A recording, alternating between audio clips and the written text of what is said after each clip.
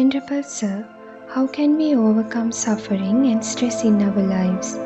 Are there any specific teachings in Buddhism that can help us deal with these challenges? In Buddhism, we are taught that the ultimate solution to all forms of suffering does not lie in external solutions or temporary relief. Rather, it is found within deep understanding of a profound truth, one that challenges our most deeply held beliefs, the understanding of Anatta, or non-self. Let me explain with this clarity. Human beings have long grappled with the notion of self, identity, and existence. Across various cultures and religious traditions, people hold different beliefs about the soul.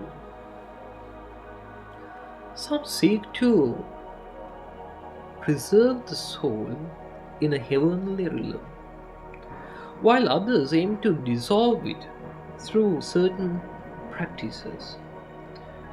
But what is the unique about the Buddha's teachings is that true liberation comes not from trying to preserve or destroy the soul, but from understanding that there is no permanent, unchanging self to begin with. To make this clearer, imagine a sophisticated robot with artificial intelligence. This robot can see, hear, and feel through its senses. It processes information and reacts based on its programming, but it does not possess a soul. There is no inherent, permanent self inside the robot. Only mechanisms and responses working together due to causes and conditions. Our human minds operate in a similar way. We have been programmed with certain concepts about the self, ideas that leads us to believe we have a permanent identity. These ideas or delusions can be summarized into 20 different aspects that relates to our body, sensations, perceptions, volitional activities, that means mental formations, and consciousness. Let me give you a few examples of these misconceptions. First one, the body is my soul. Some believe that our physical body is the core of who we are. The second one, my soul is connected to my body. Others think that the soul is something that resides within or linked to our body. Third one, the soul exists inside the body. This is the idea that the soul is a distinct entity living inside the body. The fourth misconception is, body is not my soul, but something else is my soul. There are just few of the many false views about the self that are deeply ingrained in us. Just as a robot cannot function without its programmed instructions, our sense of self is governed by these conditioned views. This is the root of our suffering.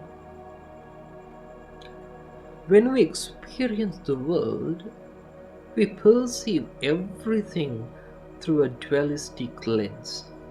There is me and there is the world outside of me. There is the experience and the thing being experienced. The dualistic thinking reinforces the illusion of separate permanent self. In Buddhism, this misunderstanding is called avijja or ignorance. It is the fundamental misperception that we are individual, unchanging beings.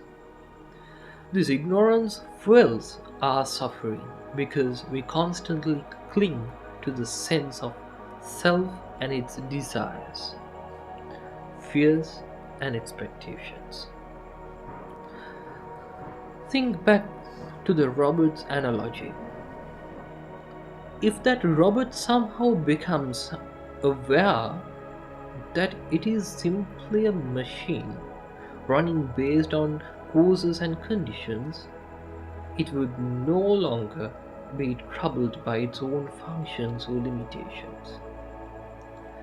In the same way, when we realize that our sense of self is merely an illusion created by our thoughts and mental conditioning, we can free ourselves from the suffering that comes from this illusion.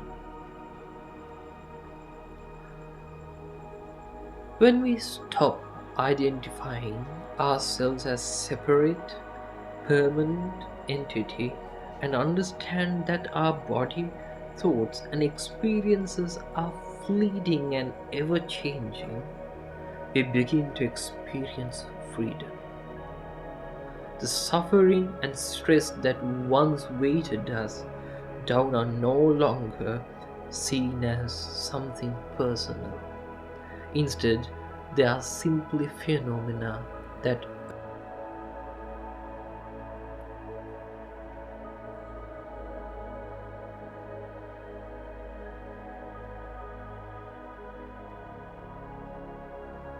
in practical terms, this means that when we stop clinging to the idea of I or mine and accept the impermanent, non-self nature of all things, we will no longer be bound by the constant cycles of craving and aversion.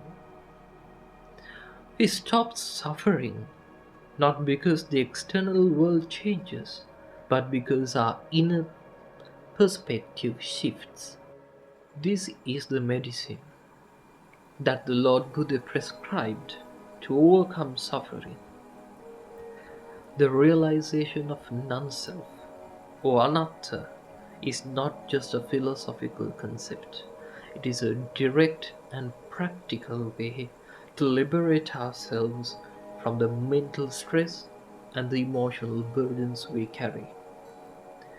By fully understanding and internalizing this teaching, we can live with peace, clarity, and contentment, no longer caught in the web of illusion that gives rise to suffering. Therefore, to overcome suffering and stress, one must work to deeply understand the nature of non-self. As we let go of the illusion of self, we also let go of the attachment and desires that causes us distress. This path leads to the ultimate freedom, which is what we call Nibbana, the complete cessation of suffering. May you all be well and find peace through understanding this profound truth.